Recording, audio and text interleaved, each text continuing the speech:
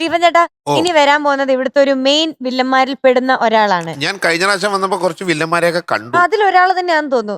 നമ്മുടെ ദേവതീർത്ഥാണ് വരുന്നത്. Favourite round കണ്ടു. അവൻ ഒറ്റ പ്രാവശ്യം കണ്ടാ പിന്നെ നമ്മൾ മറക്കില്ല. നമ്മുടെ സിംഗപ്പൂർ ദേവത. അത് തന്നെ. അവൻ സ്റ്റീഫൻ നെടുമ്പള്ളി വരുന്നുണ്ടെന്നൊക്കെ പറഞ്ഞ് വന്നിട്ടുണ്ട്. Welcome Devatheertha on stage. നിനക്കുന്നൊരു പ്രത്യേക ഒരു ഐശ്വര്യം ഉണ്ടല്ലോ, അച്ഛൻ വന്നതിന്റെ ഒരു ചൈതന്യം. ഒരു ചൈതന്യം. ഇല്ലല്ലോ. ഇല്ല അല്ലേ? അച്ഛൻ പോയോ അതോ അച്ഛനുണ്ട്? ഉണ്ടോ? ഓക്കെ.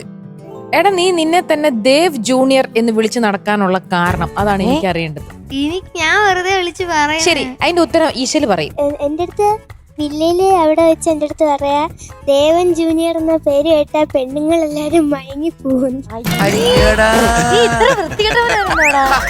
അതെ മക്കളെ, ദേവ് ജൂനിയർ എന്ന് പറഞ്ഞു കഴിഞ്ഞാൽ പെമ്പിള്ളേര് അട്രാക്ഷൻ മയങ്ങി പോകുന്നു. അതെന്താ അങ്ങനെ? അറിയില്ലേ? എന്തോ ആരെങ്കിലും മയങ്ങിയോ? നീ കണ്ടോ? പോയതായിരിക്കും അത്.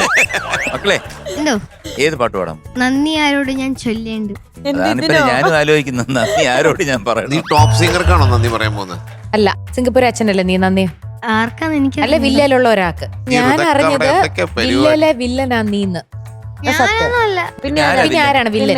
വില്ലയിൽ ഒരു വില്ലൻ ആരാ? അണ്ണനാണോ? അണ്ണൻ ഇപ്പൊ സൈക്കിളൊക്കെ ഓടിച്ച് നടക്കുന്ന ഇപ്പൊ. അപ്പൊ ഷൈനിങ് അണ്ണനാണ്, നീ അല്ല. ഞാൻ ഇവിടെ വെറുതെ നിക്കുമ്പോ അണ്ണൻ ഞങ്ങളൊക്കെ കൂട്ടുകാരാ, ഞങ്ങളെല്ലാരും കളിക്കാനൊക്കെ പോകും. പിന്നെ ആരാണ് ഒരു വില്ലൻ ഉള്ളത്? നീ നിന്നോട് ചോദിച്ച സത്യം പറയും. നീ സത്യം പറയുന്നവനാ. അത് അമേഘ വില്ലൻ. അവന്റെ ഏറ്റവും വലിയ കൂട്ടുകാരനാട്ടോ. അല്ല, അമേഘിനെ കണ്ടാലേ അറിയാം. സത്യസന്ധമായിട്ട് പറഞ്ഞല്ലോ. അവന്റെ ഒരു നോട്ടം കണ്ടാ അറിയാം. എന്നാൽ ഇവന്റെ ചങ്കാണവൻ. അതേ ഇരിക്കുന്ന വായും പൊളിച്ച് ആകെ മൊത്തം ഇവന്റെ പാട്ട് കാണാൻ വേണ്ടി സ്ഥിരമായിട്ട് വന്നിരിക്കുന്ന അവനേ ഉള്ളൂ. അവനെ പിടിച്ച് വില്ലനാക്കി. കുടുംബങ്ങളിൽ കൂട്ടുകൂടിയ 10 വർഷങ്ങൾ.